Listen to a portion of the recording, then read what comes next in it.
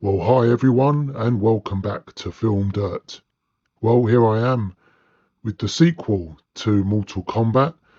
The first movie I reviewed a few days ago on this channel. Check out that video if you haven't already. That was a great movie, and unfortunately this one isn't.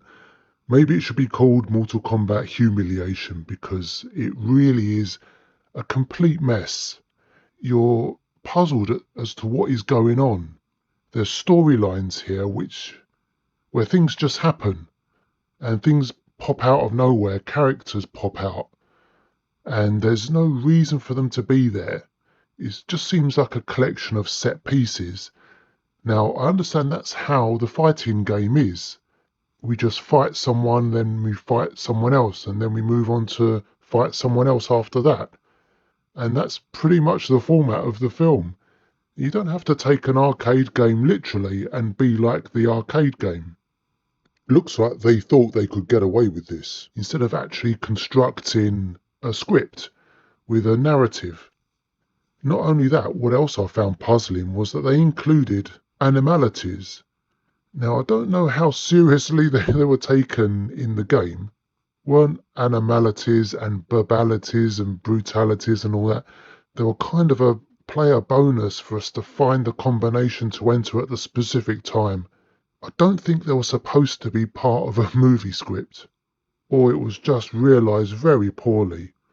That aspect of this story just doesn't work.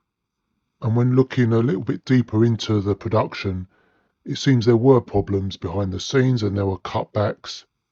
And really, you can tell. Everything that was good about the original movie seems to have taken a step down here. And instead we get some really messy compositing, especially in the first scene of the film.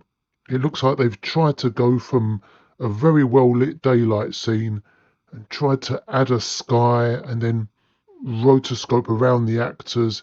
I don't think they were in a position to make it work. It was probably just a little bit too ambitious to do such an effects heavy sequence. They've made themselves a little bit too much work here, and they're not up to it. They were far too ambitious. The costumes and sets all looked a little bit too plasticky. They kind of did in the original as well, but there was something quite interesting and curious about them. And in a lot of places, it kind of worked and kind of looked believable. But in Annihilation, I don't know, it just looked like they were costumes rather than actual characters in a real setting. At one point, about halfway through the film, I think I identified maybe one of the problems. Very frequently, there's a really annoying purple light or tint to the film, and it really does make everything look fake. Now, I know there was a blue tint at times in the original, definitely on the boat belonging to Tsung. That never looks great in any film, you see that. But here in the sequel, it was like a magenta, lilac, purple colour. Just really took you out of the story. And I've just realised I've gone straight into a rant without properly introducing this film. And I've probably got some more ranting to come. I really didn't like this film. And I wanted to like it because I found the original so charming. The recasting here is really annoying as well. I think the only returning characters are Shou and Talisa Soto. Everyone else is new. I really like Thompson. I've seen him in so many films. I think he's a really good choice for Kahn. I'll give him that. But he really doesn't have too much to do here. He's just laughing and being menacing, and he's good at that. And he's the one bright spot of this film.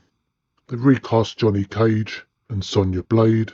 I like Sandra Hess a lot. She looks like she can handle herself in a fight. I don't know if she's a trained fighter in real life or if she had a stunt double, but her character came across really well. Better than Bridget Wilson for me. And I do recall back in '97 there was an interesting story.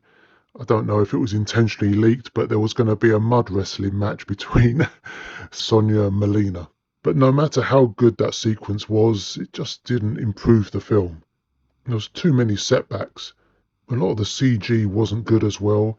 And what really stood out was the four-armed creature, Shiva. Her second pair of arms didn't really look they were part of her. The effects work wasn't great.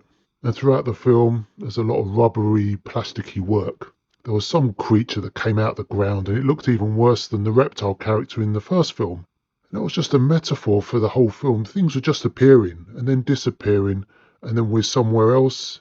And there's no direction, no structure to this story, no objective. I don't even know what we're doing. And it does seem like they just gave up, had trouble with the story, and just decided, let's just have a lot of set pieces, lots of really good fighting with some really competent martial arts work. I think a lot of the fighting is great, on a par with the first film, actually. And it looks rough and brutal, as it should be. Now, I also read the director, John R. Leonetti. It might have been his first time, I think I read. He was a cinematographer, and he took this job. I don't think he was up to it. Well, not at this stage in his career anyway. Or maybe he was just let down by the studio and a lack of budget, and too many setbacks. For whatever reason, it didn't work. And that's a shame. And in a way, I think this mirrors the actual events of the game series. I think it peaked at Mortal Kombat 2, and subsequent games, I think, got really messy. And suddenly it wasn't that interesting anymore, with a lot of the storylines just added to new characters that weren't as interesting as before. Maybe if we kept as much of the original cast as possible, it could have worked. We could have stayed with those characters and let their storylines develop, rather than bringing in all this new stuff. Right, let's have a score now. I think it's 2 stars. I think that's for Robin Shou. The man deserves respect. I think he's really good. So alas, this film bombed, and we weren't treated to a third instalment. Well, we kind of were, but not in this continuity. We had a new Mortal Kombat movie in 2021, and I'll be revisiting that next. I remember really liking it. Maybe 1 or 2 minor issues, but I'm willing to give it another shot, especially with the lead up to the upcoming Mortal Kombat 2. So I'll join you again in the next couple of days, right here on FilmDirt. Be sure to join me then. For now, all the best to you. See you soon. Take care.